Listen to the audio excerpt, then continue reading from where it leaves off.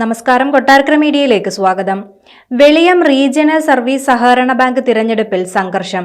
BJP. സ്ഥാനാർത്ഥിയായ Sabu കൃഷ്ണയെ ഒരു കൂട്ടം CPIM പ്രവർത്തകർ ക്രൂരമായി മർദ്ദിച്ചു. ഇദ്ദേഹം നിലവിൽ കൊട്ടാരക്കര താലൂക്ക് ആശുപത്രിയിൽ ചികിത്സയിൽ കഴിയുകയാണ്. വെളിയം സർവീസ് സഹകരണ ബാങ്കിൽ ഇലക്ഷൻ ആയിരുന്നു.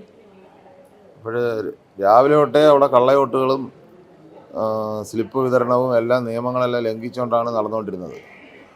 പഞ്ചായത്ത് പ്രസിഡൻറ്റും മുൻ പഞ്ചായത്ത് പ്രസിഡൻറ്റും എല്ലാം നിന്ന് ലോട്ടറി കച്ചവടക്കാർ ടിക്കറ്റ് പിടിച്ചുകൊണ്ടിരിക്കുന്ന പോലെ നിന്ന് നിരത്തി ഞാൻ കൊടുക്കുക.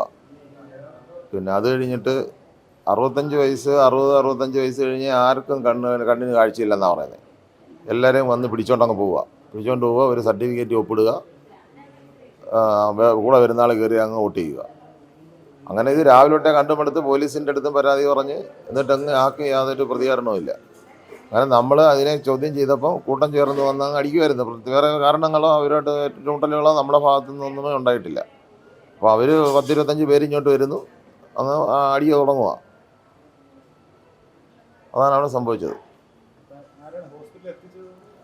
ഹോസ്പിറ്റലിൽ എത്തിച്ച് ഞങ്ങളുടെ പാർട്ടിക്കാരെ കൊണ്ടുവന്നത്. പിന്നെ അവിടെ കയ്യിൽ മുറിവുണ്ട്, പിന്നെ ശരീരം ആസകലം ആക്രമിക്കുകയും തലയിൽ അടിക്കുകയും എല്ലാം ചെയ്തിട്ടുണ്ട്. ആയുധം വെച്ച് പോന്തിയതാണ്. വെളിയം റീജിയണൽ സർവീസ് സഹകരണ ബാങ്കിൽ തെരഞ്ഞെടുപ്പുമായി ബന്ധപ്പെട്ട് ഇന്ന് ഇലക്ഷനായിരുന്നു അവിടെ. അപ്പോൾ LDFൻ്റെ പാനലും BJPയുടെ പാനലും മാത്രമാണ് മത്സരിക്കുന്നത്.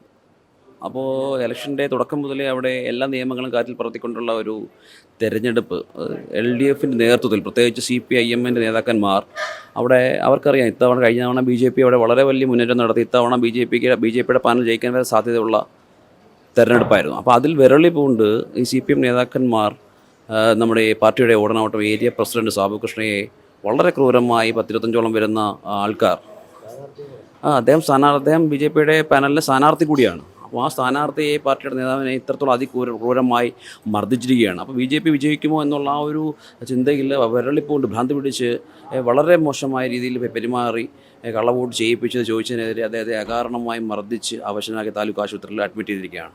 അപ്പോൾ പോലീസ്, നമ്മൾ തുടക്കം മുതലേ പോലീസ് ഉദ്യോഗസ്ഥരോട് പറഞ്ഞിരുന്നു ഇതുപോലെ സംഭവം നടക്കുന്നുണ്ട്. അപ്പോൾ പോലീസ് എല്ലാ കാര്യങ്ങൾക്കും, അവരുടെ എല്ലാ കാര്യങ്ങളും പോലീസ് ഒത്താശ ചെയ്യുന്ന ഒരു നിലപാടാണ് കാണാൻ സാധിച്ചിട്ടുള്ളത്. അപ്പോൾ നമ്മൾ DYSPയുമായി ബന്ധപ്പെട്ടു, SPയുമായി ബന്ധപ്പെട്ടിട്ടുണ്ട്, CAയുമായി സംസാരിച്ചിട്ടുണ്ട്. അപ്പോൾ അടിയന്തരമായി പ്രതികളെ അറസ്റ്റ് ചെയ്യുക. അറസ്റ്റ് ചെയ്തില്ലെങ്കിൽ BJPയുടെ ശക്തമായ പ്രക്ഷോഭം, യാതൊരു സംശയവുമില്ല, അത് SP ഓഫീസിലേക്കും പുയപ്പള്ളി സ്റ്റേഷനിലേക്കും ഒക്കെ വ്യക്തമായ പ്രക്ഷോഭം പാർട്ടിയുടെ മണ്ഡലം കമ്മിറ്റിയുടെ നേതൃത്വത്തിലൊക്കെ ശക്തമായ പ്രക്ഷോഭം നടത്തും. അത് യാതൊരു സംശയവുമില്ല. പ്രതികളെ, അനിരൂപ്, ബാബു എന്നൊക്കെ പറയുന്ന പ്രതികളെ കൃത്യമായി തെളിവുള്ള കാര്യമാണ്. ചന്തു എന്ന് വിളിക്കുന്ന ഒരു പ്രതി.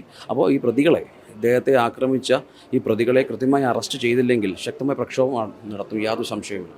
അതുപോലെ ഈ തെരഞ്ഞെടുപ്പിൽ LDFനെതിരെ അവിടെ കോൺഗ്രസ് പാർട്ടിയും മറ്റൊരു പാർട്ടികളും മത്സരിക്കുന്നില്ല. BJP മാത്രമാണ് അവർക്കെതിരായി മത്സരിക്കുന്നത്. അപ്പം BJPയുടെ പാനൽ മത്സരിക്കാതിരിക്കുവാൻ വേണ്ടി CPM നേതാക്കന്മാർ നിരവധി തവണ പാർട്ടി ഏരിയ പ്രസിഡന്റ് സാബു കൃഷ്ണയെ സമീപിക്കുകയും വീട്ടിലെത്തി അവർ അപേക്ഷിക്കുകയും ചെയ്തതാണ്. അപ്പോൾ അത് നിരസിച്ചു. ആ ഒരു ആവശ്യം, മത്സരിക്കരുത് എന്നുള്ള ആവശ്യം നിരസിച്ചുകൊണ്ട് BJPയുടെ പാനലോടെ മത്സരിക്കുമായിരുന്നു. അപ്പോൾ ആ വ്യക്തി വൈരാഗ്യം, അതായത് അദ്ദേഹത്തിനുള്ള വൈരാഗ്യം വെച്ചിട്ടാണ് ഈ ഒരു ആക്രമണം നടത്തിയിട്ടുള്ളത്. അതും ഞങ്ങൾക്ക് മനസ്സിലാക്കാൻ സാധിക്കുന്നത് അവിടെ നിന്നിട്ടുള്ള CPM നേതാക്കന്മാരെല്ലാം മാരക ആയുധങ്ങളുമായിട്ടാണ് നിന്നിട്ടുള്ളത്. അല്ലെങ്കിൽ പെട്ടെന്നുണ്ടായ സംഘർഷത്തിൽ മാരക ആയുധം വെച്ചാണ് കൈക്ക് പരിക്കേൽപ്പിക്കുകയും 4 സ്റ്റിച്ചോളം കയ്യിൽ ഇട്ടിട്ടുള്ളതുമാണ്. അപ്പോൾ മാരക ആയുധങ്ങൾ വെച്ച് പരിക്കേൽപ്പിച്ചിട്ടുള്ളതാണ്. ശരീരം മാസകലം ചവിട്ടി വേദനിപ്പിക്കുകയും ശരീരം അനങ്ങാൻ പറ്റാത്തൊരു സാഹചര്യത്തിലാണ് നടക്കുന്നത്. അപ്പോൾ വ്യക്തമായ ചികിത്സ നമുക്ക് ആവശ്യമുണ്ട്.